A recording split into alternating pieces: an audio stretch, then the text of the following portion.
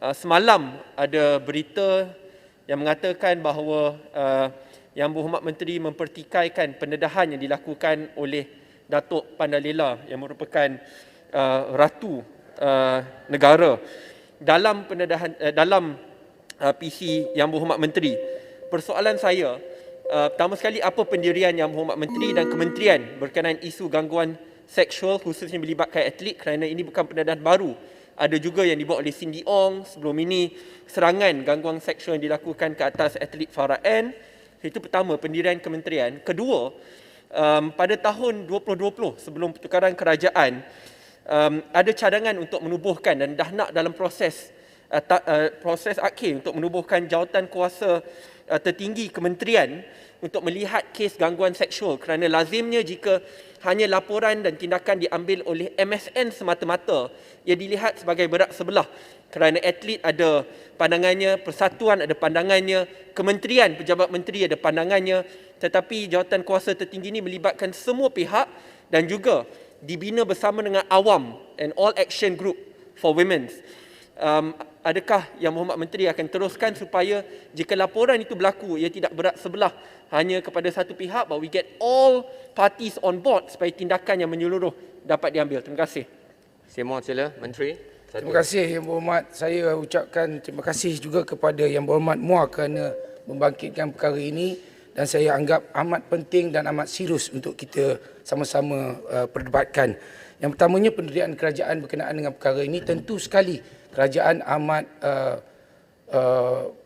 serius dalam memerangi masalah sexual harassment.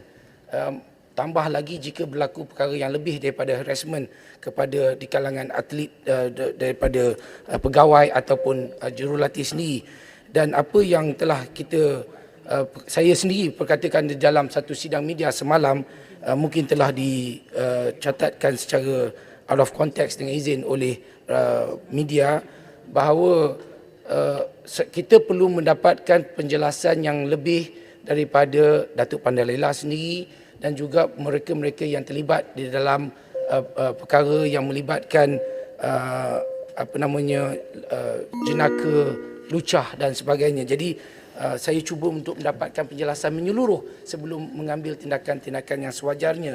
Dan saya amat bersetuju dengan Yang Berhormat Muar untuk meneruskan jawatankuasa tertinggi untuk memastikan perkara sebegini tidak berlaku lagi, dan jika berlaku pun perlu diadakan siasatan yang menyeluruh dan memastikan bahawa atlet-atlet kita, anak-anak kita yang terbabit dalam sukan tidak terdedah kepada perkara-perkara yang begitu menjengkilkan ini.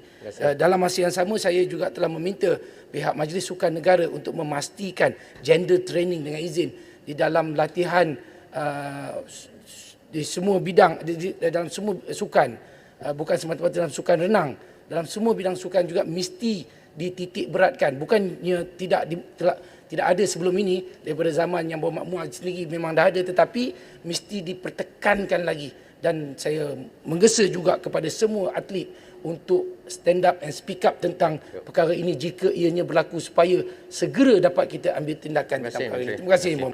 Tuan Speaker, saya rujuk kepada Peraturan Mesyuarat 21.1 yang berkaitan dengan pertanyaan yang boleh diarahkan kepada Menteri berkenaan dengan hal-hal dalam urusan jawatan mereka. Dan tadi apa yang dibangkitkan oleh Menteri ini, Tuan Dipertua, berkenaan dengan isu Pandalela.